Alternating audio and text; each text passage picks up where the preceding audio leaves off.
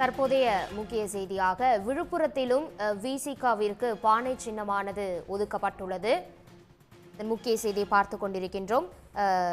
சில மணி துளிகளுக்கு முன்பாக சிதம்பரம் தொகுதியிலும் விசிகாவிற்கு பானை சின்னம் ஒதுக்கப்பட்ட சூழ்நிலையில் தற்போது விழுப்புரம் தொகுதியிலும் விசிகாவிற்கு பானை சின்னமானது ஒதுக்கப்பட்டுள்ளது. இது தொடர்பான முழு விவரங்களை எமது செய்தியாளர் சிவச்சந்திரன் வழங்க கேட்கலாம். சிவச்சந்திரன், இது தொடர்பான முழு விவரங்கள்.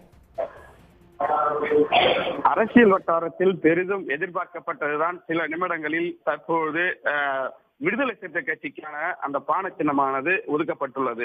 அதாவது கடந்த தேர்தலில் பார்த்தீங்கன்னா நாடாளுமன்ற மற்றும் சட்டமன்ற தேர்தலில் விடுதலை சிறுத்தை கட்சி பானை சின்னத்துல போட்டிட்டாங்க. ஆனால் அவர்களுக்கு இந்த முறை தேர்தல் ஆணையம் பானை சின்னம் ஒதுக்கீடு செய்யாமல் அவர்கள் நீதிமன்றத்தை நாடி வந்தனர். இந்நிலையில் தான் அவர்களுக்கு பானை சின்னம் கிடைக்குமா கிடைக்காதா என்று ஒரு பெரும் எதிர்பார்ப்பு இருந்து வந்தன. இருந்த போதிலும் விழுப்புரம் தொகுதியில் போட்டியிடும் விடுதலை சிறுத்தை கட்சியினுடைய வேட்பாளர் ரவிக்குமார் அவர் பெயருடன் பானை சின்னம் இந்த தொகுதி முழுவதும் திமுக உள்ளிட்ட கூட்டணி கட்சி மற்றும் விடுதலை சிறுத்தை கட்சிகளால் வரையப்பட்டிருந்தன.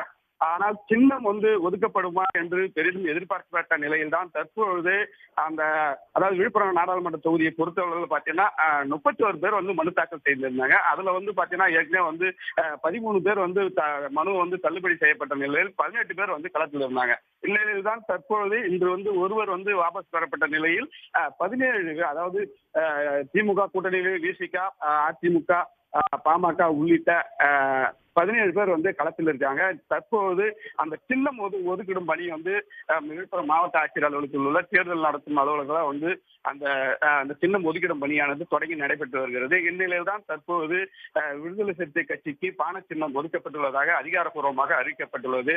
இதனை விசிகா கட்சியினர் பெரும் மகிழ்ச்சியாக கொண்டாடி வருகின்றனர். அதாவது அவர்கள் மட்டுமல்லாமல் இந்திய கூட்டணி உள்ள அனைத்து கட்சியினரும் இது வெகு விமர்சையாக கொண்டாடி வருவதால் நாம் பார்த்துக் கொண்டிருக்கிறோம். உங்கள் விரிவான தகவல்களுக்கு நன்றி சிவச்சந்திரன். உடனுக்குடன் செய்திகளை தெரிந்து கொள்ள சன் நியூஸ் பெல் ஐகானை கிளிக் பண்ணுங்க.